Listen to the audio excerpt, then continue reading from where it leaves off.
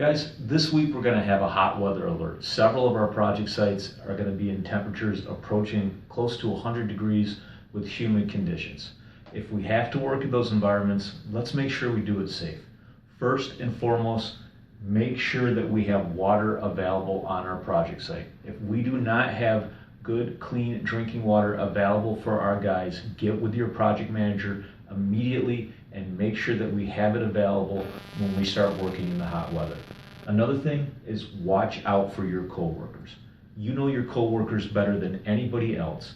If you have a coworker that has stopped sweating, is not responsive to normal questions, or is irritable and has a change in personality, let's be overly cautious. Let's get that guy out of the work environment. Let's get him to a shady area, have them take a break. I would rather be overly cautious than have somebody go down on one of our project sites due to heat stress or heat illness. Another thing to watch out for is our pour crews. Our pour crews are especially susceptible to hot weather.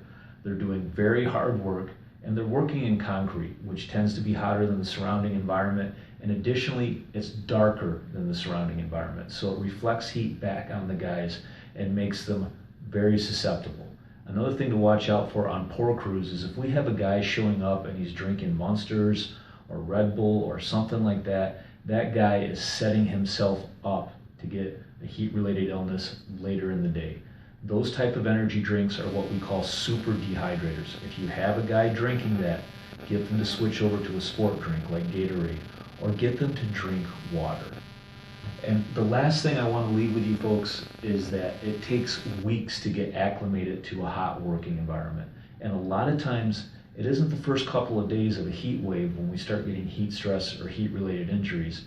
It's days into it. When guys have been sweating for a while, their electrolytes become a little imbalanced, they start stressing their own systems, and what happens is that they become very susceptible to a heat related injury. So a couple days into a heat wave, especially watch out for your guys and make sure that they're drinking water and that you have cool spots for them. And if you need additional information on any of this, go to tag number 56. That has a lot of information that we as a company have put together to try to prevent heat-related injuries and illnesses. Other than that, be safe, do good work, and I'll see you out at the project.